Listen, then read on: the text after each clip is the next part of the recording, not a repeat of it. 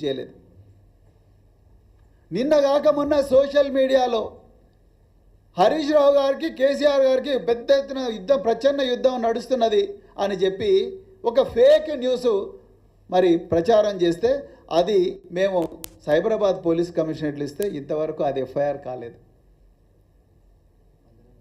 Banjara Hills police స్టేషన్లో కూడా ఎన్నో కంప్లైంట్లు ఇచ్చాం, అది ఎఫ్ఐఆర్ కాలేదు. కానీ కాంగ్రెస్ వాళ్ళు గాంధీ భవన్లో ఆగమేఘాల మీద కంప్లైంట్ రాసి పంపిస్తే ఎక్కడ పడితే అక్కడ ఎడా పెడా కేసులు పెడుతున్నారు. జర్నలిస్టుల మీద అయితే ఎన్ని కేసులు పెట్టినరో.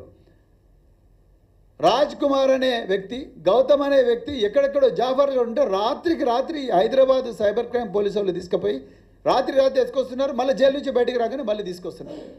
బెయిలబుల్ కేసుల్లో కూడా కోర్టుల ముందర ప్రొడ్యూస్ చేయమంటారు. ఎర్రోల శ్రీనివాస్, డాక్టర్ ఎర్రోల శ్రీనివాస్ ఏం పాపం చేసిండు ఆయన బంజారా హిల్స్లో కౌశిక్ రెడ్డి గారితో అపాయింట్మెంట్ తీసుకొని ఆయనంబడి కంప్లైంట్ ఇవ్వడానికి పోతే ఆయనను కూడా ఉదయం 6 గంటలకు ఇంటి నుంచి తీసుకొచ్చి ఇచ్చిండ్రు. పాడి కౌశిక్ రెడ్డి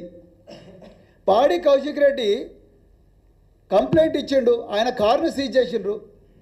కంప్లైంట్ ఇవ్వడానికి పోతే కారు సీజ్ చేసిండ్రు.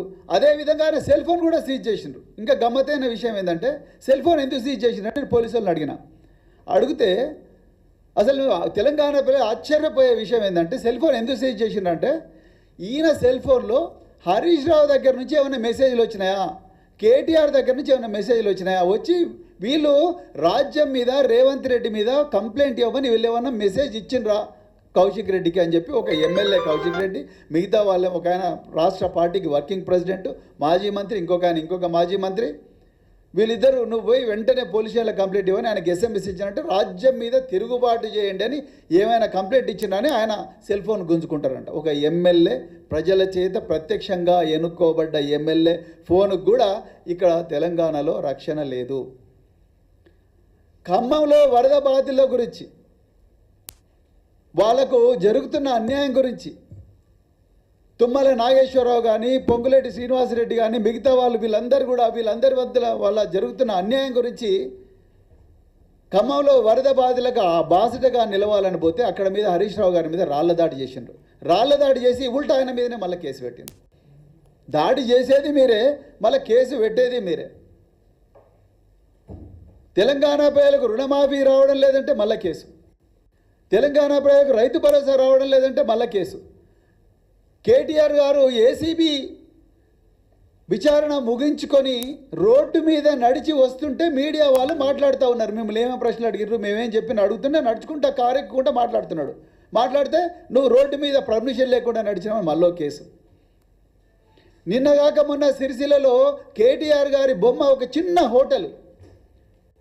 హోటల్ మీద ఆయన బొమ్మ పెట్టుకొని ఆయన అభిమాని పెట్టుకుంటే ఆ అభిమాని షాపు తీసేసిండ్రు, నీకు ట్రేడింగ్ లైసెన్స్ లేదని. అంటే ఇంత కక్ష ఎందుకు మీకు, ఇంత విద్వేషం ఎందుకు, ఇంత క్రోధం ఎందుకు, ఇంత అమానవీయంగా ఎందుకు ప్రవర్తిస్తున్నారు?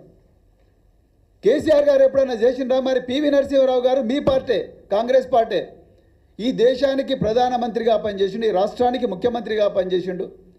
ఈ దేశం ఊబిలో చిక్కుకొని పోయి ఉంటే మరి దాన్ని రక్షించే గొప్ప బృహత్తర ప్రయత్నం చేసిండు, దేశాన్ని కాపాడిండు అని చెప్పేసి ఆనాడు కేసీఆర్ గారు వారి విగ్రహాన్ని పెట్టిండు. మీ పార్టీ అవమానిస్తే మా పార్టీ వారిని సత్కరించింది.